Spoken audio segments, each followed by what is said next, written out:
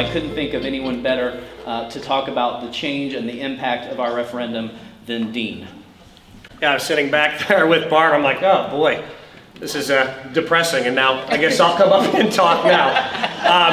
Hey friends, I've been spending a lot of time here. This is my third time here in the last few weeks. Oriole Advocates, the last meeting, and here we are. My origin story in a second. Are you a Cubs fan or a Sox fan? Oh, no, Cubs. Okay, I'm also from the Chicagoland area, so there we go. And I actually started, although I taught there for a year, I started my career and I taught for the first 10 years in Texas. I was a Texas high school band director. That's where I met my wife. That's where our daughter was born. And we moved up here 20 years ago, not for Avon, although I moved to Avon. I moved up here to become the Director of Education for Bands of America as it was becoming the organization Music for All. And truth be told, there were 3 communities we were looking at living. The Center Grove area in Greenwood, they were a former national champion, powerhouse band in the 90s.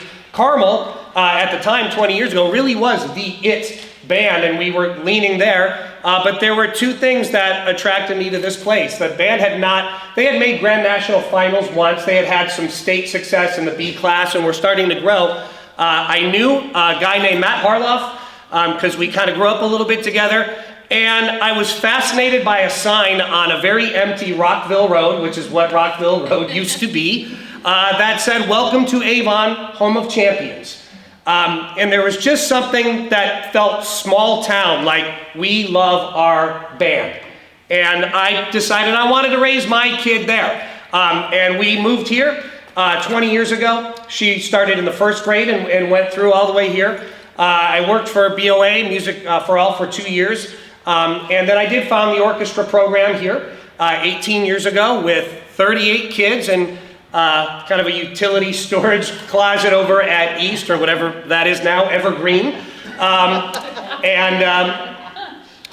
we've been here ever since. And I very much do bleed black and gold. I quickly want to back up what Michelle said. It was a real drag when that thing failed, the first referendum. I know a bunch of you were here for that. As a dad, it was horrible. We did watch all the sports go away for our kids. I've mentioned before I started coaching middle school girls golf just to help. And Matt Harloff has talked about, Tyson, when the B sports went away, how his kids didn't get to be involved. And it was an absolute horrible time to be a teacher here. It was a time where everything contracted. I see that 83, teachers went away, or 67 went away, and then we hired 83. Well, think about how much we grew as a community in a school between that, and I look at that like 16. That's what I see. I see the number 16. We had 16 teachers, and we grew way more than that. But it was a time of contraction. It was horrible.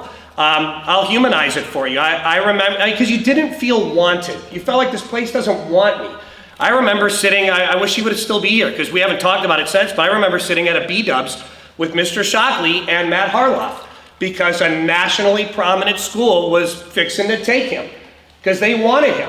And he's going, what are we going to do here? How are we going to survive this? What I am most proud of during that time, as we saw the dip on the chart on the others, there's one thing that did not dip in all those years, and that's the placement of the Avon marching black and gold at the national and state level. We maintained top 3, and we have been that for 18 years.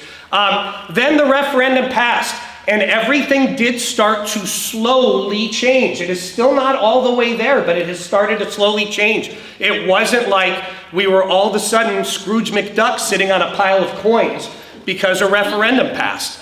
It's been a slow process. I am not even a full semester into the first orchestra room I've ever had in 18 years, that I've ever had. I'm less than 1 semester in that. It's a long time coming.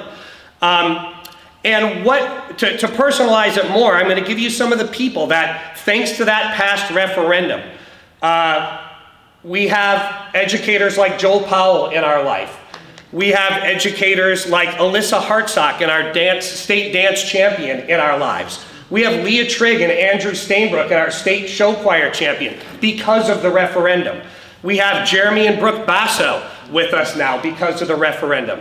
I can go on and on and on. I think about Carmen Smith, Kyle Miller. Carmen, who is in my peer group and is taught at the university level, the high school level. She's a national leader in our field. We've been able to put together a dream team for these kids since that referendum has passed. And they are bringing with them, Powell brought with him his wife and their 3 kids that are now going through our school system. I think of Emma Cook, who we brought over to the middle school, and now she is getting married to Tony Cook. We're growing the valley of neighbors here, and we're doing it with world-class educators. And let's get to the now, where we are now. The trophies that y'all might think are important to me, I could talk about those for a second, and then I want to talk about the ones that are important to me. This year has been pretty magical. You can look back at the Macy's experience, and we can win all these trophies, but to have an international spotlight shown on our community, and how inspiring it was to watch them in those crummy conditions represent us so beautifully. We haven't talked about this much this year, but this has never happened in my life.